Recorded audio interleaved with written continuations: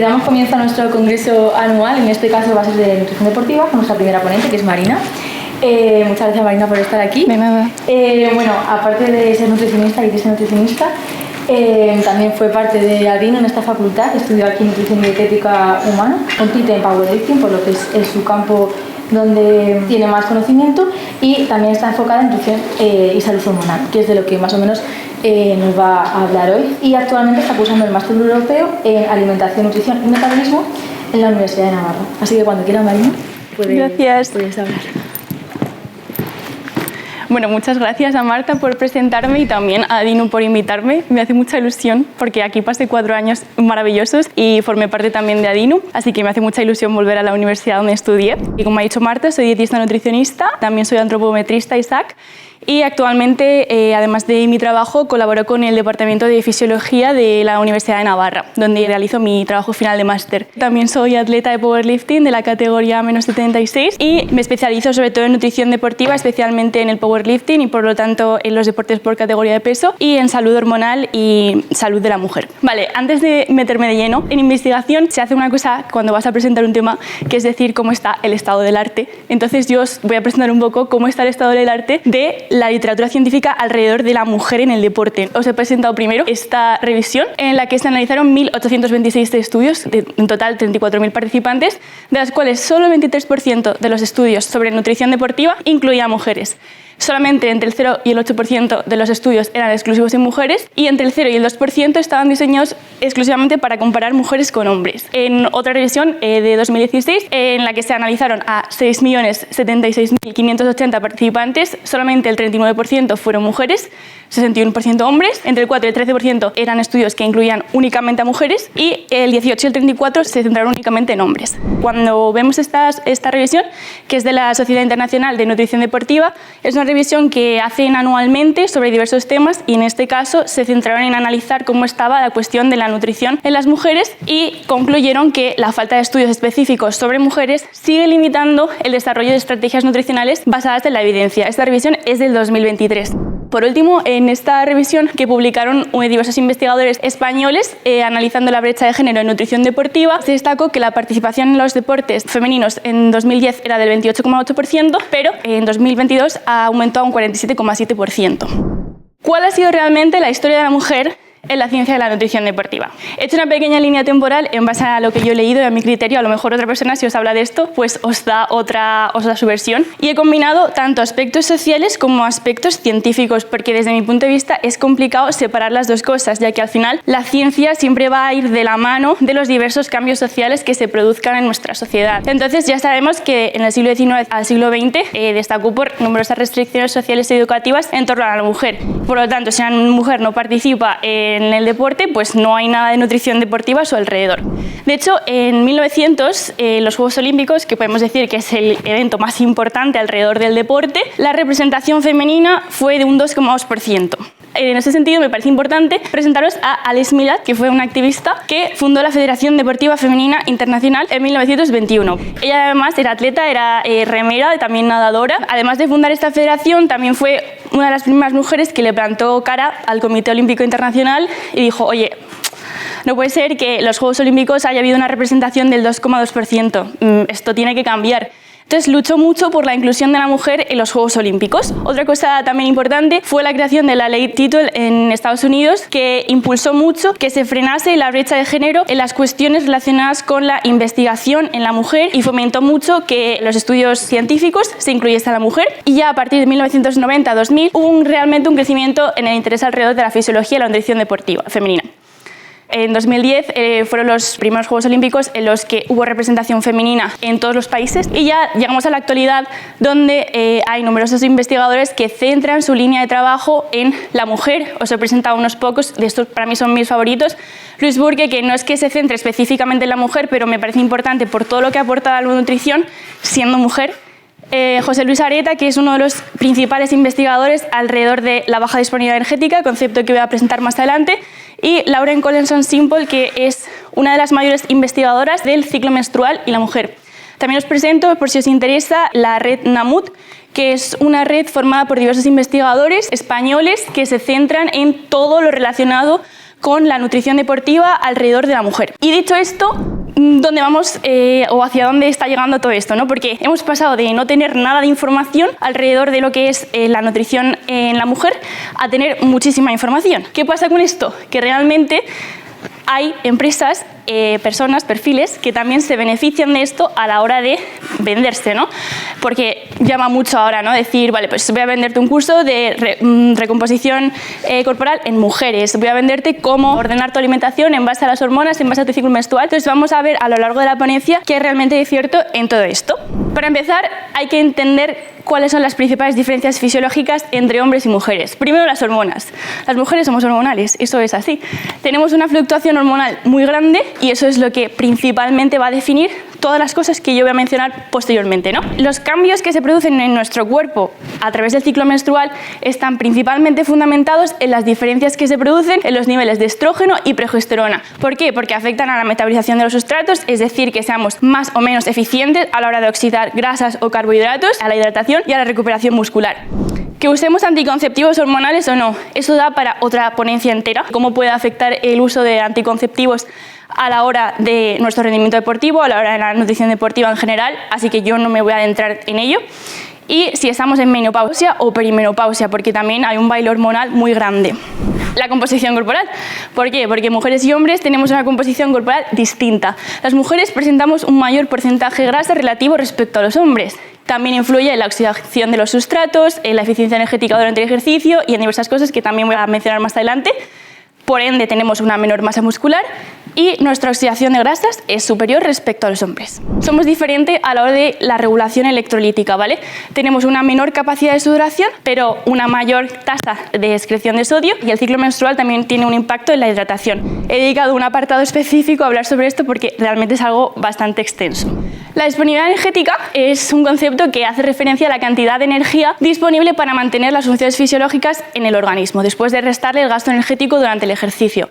Se calcula a partir de esta fórmula y es bien sabido y es bien reportado en la literatura científica que hay una población específica de riesgo para presentar una baja disponibilidad energética. Cuando hablo de baja disponibilidad energética me refiero a que cuando le restamos la energía del ejercicio a la energía que consumimos nos queda una energía insuficiente para mantener el resto de funciones fisiológicas en el organismo. Los deportistas de resistencia, los deportes por categoría de peso y adolescentes en desarrollo. Es la principal población vulnerable a sufrir una baja disponibilidad energética. ¿Qué pasa? Que las mujeres es otro de los grupos de riesgo más importante a sufrir baja disponibilidad energética. Se puede ver en la literatura científica, evidentemente, pero cualquiera de vosotros cuando empecéis a trabajar y trabajéis con mujeres lo veréis, porque yo lo veo todos los días. Las mujeres siempre piensan que comen más de lo que realmente están comiendo. Tienen miedo a comer, incluso si son deportistas, lo podéis ver en el día a día y también representado en la literatura científica como la mayoría de las atletas no cubren sus necesidades energéticas. Esto tiene una serie de consecuencias a nivel fisiológico. La más importante quizás sea a nivel endocrino y a nivel reproductivo. ¿Por qué? Porque una situación de baja disponibilidad energética en el organismo supone que disminuye los niveles de hormonas sexuales, disminuye los niveles de leptina y de hormonas tiroideas. Todo ello se relaciona con amenorrea y con diferentes trastornos endocrinos, con la salud ósea y riesgos de fracturas, ya que cuando disminuyen las hormonas sexuales, en concreto los estrógenos, disminuye la formación ósea. También con la composición corporal y el rendimiento deportivo, ya que se pierde masa muscular y se empeora la recuperación, y con la salud mental y el estado emocional, ya que hay una mayor percepción del estrés y un mayor riesgo a sufrir un trastorno de la conducta alimentaria. Bueno, hay diferentes estrategias para intentar evitar esta situación de baja disponibilidad energética, ¿no? Pues monitorizar la ingesta, siempre evaluar el ciclo menstrual. Es muy importante que vosotros cuando trabajéis y trabajéis con mujeres les preguntéis por el ciclo menstrual, cuándo os viene, sois regulares, cuánto dura. Este tipo de cosas, que ajustéis la ingesta de macronutrientes según la carga del entrenamiento y que cuando hagáis el cálculo de la disponibilidad energética os aseguréis de que coman más de 45 kilocalorías kilogramo masa libre de grasa. También bastante recomendable, si se puede, trabajar con equipos multidisciplinares, nutricionista, entrenador, psicólogo, médico, etc. Muchas veces no es simplemente que la disponibilidad energética sea insuficiente, es decir, que no comamos suficiente energía, sino que no comemos suficientes carbohidratos. Y está bastante documentado cómo estas cosas suelen ir de la mano. Y las mujeres que comen insuficiente suelen comer también insuficientes carbohidratos. Y esto también tiene pues, numerosas repercusiones en el organismo. Entonces, siempre hacerle hincapié a vuestras mujeres deportistas la importancia que tiene para su salud y para su rendimiento el consumo de carbohidratos. Ciclo menstrual. Voy a intentar resumirlo lo más brevemente. Simplemente recordar que en la menstruación partimos de un estado de las diferentes hormonas sexuales en un nivel basal. Se produce en la fase folicular el pico de los estrógenos junto con el pico de la LH, y cuando pasamos a la fase lútea se da el descenso de estas hormonas para aumentar el de la progesterona. Todo este baile de hormonas es lo que va a hacer que se produzcan diversas manifestaciones fisiológicas en nuestro organismo a diferentes niveles. Entonces, esto es lo que os comentaba, que muchas empresas, influencers, etc. se aprovechan para comentar que en función de si tenemos más estrógenos, más progesterona, más LH, más FSH, tenemos que comer de una manera o de otra. ¿Esto tiene algún tipo de evidencia científica? No. Simplificar las fases del ciclo menstrual hasta ese nivel es un error, porque sí es cierto que los estrógenos, ¿vale? El estradiol, los estrógenos, están relacionados con la metabolización de los sustratos, es decir, con ser más o menos eficiente a la hora de oxidar grasas, a la hora de metabolizar los carbohidratos. ¿Quiere eso decir que tengamos niveles más altos de estrógeno o más bajos de estrógenos va a hacer que necesitemos comer más o menos carbohidratos? Pues hasta el día de hoy no se ha documentado nada. Teniendo en cuenta lo que os he mencionado previamente de que por sí las mujeres les cuesta comer carbohidratos, ¿realmente merece la pena liarle la cabeza a las mujeres y empezar a decirles no, es que según la fase tienes que comer más o menos carbohidratos? Desde mi punto de vista no merece la pena, y la literatura científica más o menos dice esto. Por otro lado, también comentar que decir que según la fase tenemos que comer de una manera es simplificar las fases, porque realmente cuando plasmamos en la realidad cómo son las fases no se produce este pico como muchas veces se representa, sino que es algo como mucho más variado. Lo que en un calendario podemos fijar como fase folicular, ovulación, fase lútea, en la realidad es diferente y no todas las mujeres tienen la misma duración de las diferentes fases. Pasamos al hierro. El hierro es un mineral importantísimo en el rendimiento deportivo, además participa en el transporte de oxígeno, en la producción de energía, en la función muscular. Sin embargo, sabemos que la deficiencia de hierro en mujeres es algo muy prevalente y que varía en un porcentaje de entre el 15 y el 35%. ¿Por qué puede ser? Bueno, primero por la menstruación, ¿vale? Al final estamos perdiendo sangre, entonces en esa sangre pues también se pierde hierro. Segundo, simplemente por el hecho de ser atleta, porque sabemos que el ejercicio de resistencia y los deportes de impacto inducen a la hemólisis inducida por el ejercicio y por lo tanto a la pérdida de hierro. Y por otro lado, las dietas restrictivas y la baja disponibilidad energética. Está también bastante evaluado cómo el bajo consumo de carbohidratos se correlaciona también con una peor absorción de hierro. Muy importante cuando estéis realizando las dietas para mujeres que sean deportistas, aseguraros de que la ingesta de hierro es suficiente. Ahora pasamos a hidratación y equilibrio electrolítico. Voy a intentar explicarlo lo más detallado posible, pero básicamente el equilibrio electrolítico en el deporte es fundamental. Siempre que estamos hablando con un deportista, ya sea una mujer o sea un hombre, es importante saber cómo es su hidratación. No simplemente cuántos litros de agua bebe al día, sino cómo está hidratado a nivel de electrolitos, cuáles son los electrolitos, si consume suficientes minerales. Las mujeres presentamos diferencias fisiológicas a la hora de regular los líquidos y electrolitos por diferentes fluctuaciones hormonales y por nuestra propia composición corporal. Esto puede afectar a la termorregulación, a la capacidad de hidratación, al riesgo de deshidratación y de hiponatremia. O sea, hay diferentes mecanismos, ¿no? Por un lado tenemos el impacto de las hormonas. Estrógenos y progesterona son dos hormonas que van a afectar a la producción de vasopresina. La vasopresina igual la conocéis más como ADH, que es la hormona antidiurética y es la principal hormona que se encarga del equilibrio electrolítico. Entonces, estas dos hormonas, que como ya os he mencionado, son principalmente las que se producen durante el ciclo menstrual, es que regulan directamente los niveles de vasopresina. Entonces, evidentemente, las mujeres también vamos a tener un nivel diferente de retención de agua y sodio en función de los niveles de vasopresina. Por otro lado, durante la menstruación perdemos más líquidos y sodio y por lo tanto aumenta el riesgo de fatiga y deshidratación. Y por otro lado, sabemos que la fase lútea, la progesterona aumenta mucho y de por sí esto, sin tener que ver con la vasopresina, provoca una mayor retención de líquidos y un aumento de la temperatura basal de entre 0,5 y 1 grado. Nosotros, como ya he dicho varias veces, presentamos un mayor porcentaje de grasa. Entonces, al presentar un tejido adiposo mayor, tenemos menos agua en comparación con los hombres porque tenemos menos masa magra. Entonces, nuestra proporción de agua corporal es menor. Esta distribución también se ve representada en la diversa compartimentación celular. ¿Por qué? Porque difieren también los niveles de agua a nivel intracelular y extracelular. ¿Esto dónde puede tener sentido? Pues, por ejemplo, yo que trabajo con atletas de powerlifting que tienen que hacer entradas en categoría de peso, si utilizamos una estrategia que va a manipular sus niveles de agua, pues es interesante saber que van a tener niveles de agua distintos. ¿Riesgos que esto puede presentar? Nosotras, como ya he dicho, tenemos una tasa de sudoración menor, pero perdemos más sodio, entonces esto también puede afectar a la termorregulación. Nuestra capacidad de disipar el calor es menor y además tenemos un riesgo de hiponatremia mayor. De nuevo me voy pues a esto que os decía de las entradas en categoría de peso. Por ejemplo, si nosotros vamos a calcular que esta persona tiene que sudar X gramos para entrar en categoría, pues a lo mejor saber que nosotras como mujeres tenemos una tasa de sudoración distinta, o saber que según la etapa del ciclo en la que estamos, nosotras vamos a sudar un poquito más o un poquito menos. Por eso os digo que es importante registrar un poco cómo es la individualidad de las mujeres a la hora de la planificación que utilicéis. Bueno, y luego, pues si trabajáis con mujeres que sean menopáusicas, saber que ellas tienen también un mayor riesgo de hiponatremia y deshidratación.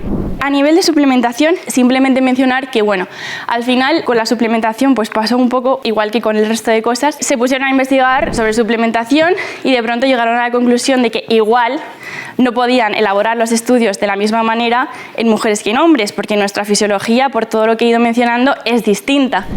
Entonces, tenemos un montón de estudios sobre creatina, sobre cafeína, sobre betalanina, sobre calcio, sobre 1000 suplementos. He puesto estos porque quizá son un poco los más importantes y de pronto llegamos a la conclusión de que igual son resultados que no se pueden extrapolar porque no somos iguales. ¿Qué factores pueden influir? Bueno, por un lado el ciclo menstrual. Sí que se ha visto en algunos estudios que según la fase del ciclo en la que estemos puede diferir un poquito la eficacia de algunos suplementos. El uso o no de anticonceptivos hormonales también puede modificar la respuesta a algunos suplementos. Donde más artículos he encontrado yo es sobre todo en la cafeína y en la síntesis proteica. Según si consumimos anticonceptivos o no, somos un poquito más o menos metabolizadores de la cafeína. Y la menopausia. Ahora bien, a efectos prácticos, realmente las diferencias todavía están un poquito por analizar. Por ejemplo, en la creatina sí que se ha visto que las mujeres, pues al presentar al final menores niveles de masa muscular, también presentamos menores niveles de creatinina, entonces puede tener más sentido suplementar. En la betalanina se ha visto en algunos estudios que como mujeres presentamos niveles menores de carnosina, entonces puede tener también un poquito más sentido suplementar. Pero realmente son estudios que, como digo, están todavía desarrollando sin resultados muy claros y que ya os digo que cuando se empezó a poner un poco de moda empezar a estudiar sobre la mujer, pues nos volvimos locos con las fases del ciclo menstrual y ahora era, pues según la fase en la que esté tengo que comer más carbohidratos, según la fase en la que esté tengo que comer más grasas. Tampoco queremos que pase con la suplementación esto y que pensemos que según la fase del ciclo tenemos que suplementarnos de una manera u otra, pero sí saber que a lo mejor como mujeres pues tenemos una fisiología que va a requerir unos requerimientos u otros. Y nada más, simplemente como conclusiones y para dar paso a las preguntas si alguno de vosotros presenta, las mujeres no somos hombres pequeños, necesitamos de investigación específica porque somos fisiológicamente distintas. El ciclo menstrual impacta al metabolismo, a la hidratación y a la recuperación de las mujeres. El hierro y la hidratación son factores críticos en la mujer deportista y la suplementación y planificación nutricional deben adaptarse a la fisiología femenina. Como siempre, y esto no es simplemente en el caso de las mujeres, siempre en nutrición deportiva, ajustar la nutrición y la suplementación a las necesidades individuales de cada atleta maximiza el rendimiento y previene cualquier tipo de problema de salud. Bueno, muchas gracias por vuestra atención y doy paso a las preguntas.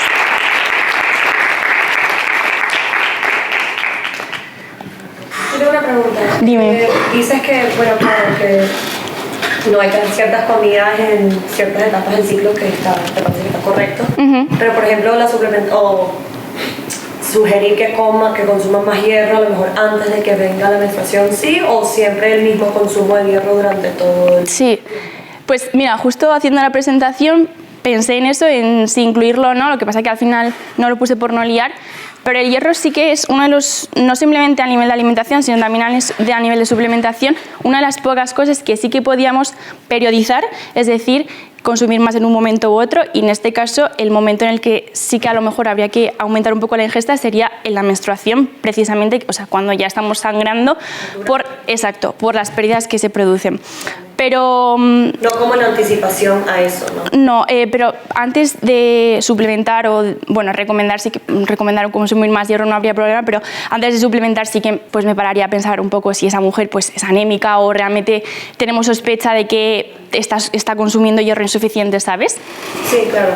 Y cuando haces tus consultas y eso, ¿analizas las pruebas de sangre para ver su nivel de hierro o solo con lo que te van diciendo de sus historiales médicos de que si te vienes con problemas de anemia? Vale, pues te mentiría si te digo siempre lo hago, porque no lo hago siempre. Pero sobre todo pido analíticas de hierro. Bueno, pido que se las pidan a su médico, evidentemente yo no soy nadie para pedir una analítica, pero sí cuando sospecho que puede haber una deficiencia, es decir, pues por cuestiones o por patrón alimentario, o sea, cuando haces el registro 24 horas y ves un poco lo que venía comiendo, tú estás ya sospechando que a lo mejor que se sienta tan cansada o tal cual puede venir por esto, entonces igual, pues vamos a pedir una analítica y en base a eso pues decidimos si suplementar. Vale, gracias. Nada. En tu experiencia con mujeres deportistas, ¿por qué no, o sea, por qué les da miedo o por qué no llegan a consumir los carbohidratos suficientes?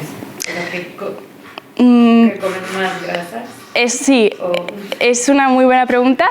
A ver, cuando yo también me la hago todos los días cuando hablo con las mujeres de por qué no coméis suficientes carbohidratos, no lo sé, pero yo creo que es un poco cultural, ¿no? O sea, al final, pues durante muchos años se han ido demonizando diferentes alimentos, hubo una temporada que fue las grasas, luego los carbohidratos, entonces es como una moda que ha ido variando y es verdad que incluso siendo mujeres deportistas, pues no son capaces de consumirlos. Cuando se trata de deportes tipo ballet, y deportes en los que hay a lo mejor una presión más estética, más del peso, muchas veces se meten entre medio las entrenadoras que no tienen del todo claro algunos conceptos y entonces ellas hacen lo que las entrenadoras les dicen y las entrenadoras escucharon una vez que no había que consumir carbohidratos, entonces ellas ya se lo graban. Pero bueno, eso respecto a por qué creo, yo la respuesta no la sé, ¿eh? O sea, si la supiera intentaría ahondar más, pero no la sé. ¿Y qué comen en lugar de comer carbohidratos? Pues yo sí que veo que se centran mucho en la fibra, es decir, en estar sanas, en comer lechuga, verdura, fruta, etc. Y la grasa, al menos actualmente, no sé, hace unos años, pero yo ahora veo que hay mucho menos miedo de a lo mejor hacerte una ensalada con un montón de aguacate, frutos secos, tal, porque son muy saludables, pero es que a lo mejor en lugar de echarle 40 gramos de aguacate le podías echar un poquito más de arroz, que te va a venir mejor. Entonces, pues sí, ese cambio me parecería como lo más óptimo cuando hablamos de mujeres deportistas. Nos has comentado lo de las consecuencias que tiene la baja disponibilidad energética. Vale. ¿Sabías por curiosidad porque el motivo o causa de esa baja disponibilidad? Por a lo mejor bajo conocimiento, la nutrición o... O sea, ¿por qué están en baja disponibilidad energética? Es un poco lo mismo, aunque en este caso yo hice mi trabajo de final grado sobre la baja disponibilidad energética y a lo que yo concluí es que se suman pues, diferentes motivos, ¿no? Por un lado, el desconocimiento. Muchas atletas no están en baja disponibilidad porque quieren, sino porque tienen o practican un deporte que tiene unas necesidades energéticas muy altas y no comen lo suficiente, pero porque no saben que tienen que comer tanto. Entonces, pues sin el apoyo del nutricionista o de alguien que les ayude, no están llegando a esos requerimientos no porque se vean mal o porque tengan un problema y no quieran comer, simplemente porque no saben que no están comiendo lo suficiente. Y luego ya, sí, el caso de no comer porque no quiero, pues se mezclan un poco diferentes motivos. Pues porque se venía haciendo así desde hace un montón de años, porque la persona que corrió los 500 metros en X tiempo comía estos carbohidratos, entonces yo también tengo que hacer eso. Normalmente son creencias o cuestiones que tenemos metidas por cosas que hemos visto y hasta que no trabajas con alguien que te intenta explicar que a lo mejor sí que necesitas comer un poquito más, no te das cuenta de que realmente venías comiendo muy poco. ¿Por qué se da mayor oxidación de los ácidos grasos en las mujeres? ¿En qué fase? O sea, en general. Sí, básicamente por los niveles de estrógeno, ¿vale? Porque los estrógenos participan en la metabolización de los sustratos y como, o sea, no es en general siempre, sino que al final, como nosotros, como mujeres, tenemos una mayor variación de estrógenos, tenemos mayores niveles de estrógenos también en general y los estrógenos participan en la metabolización o sea, en la oxidación de los sustratos, es decir, los estrógenos es una hormona que va a hacer que según estén más altos o menos, seamos más o menos eficientes a la hora de metabolizar carbohidratos o metabolizar grasas. Como hay diferentes épocas del mes en las que los niveles de estrógenos están más altos, pues hace que metabolicemos más, o sea, que oxidemos más las grasas respecto a los hombres. Pues muchas gracias. Bueno, gracias por vuestra atención.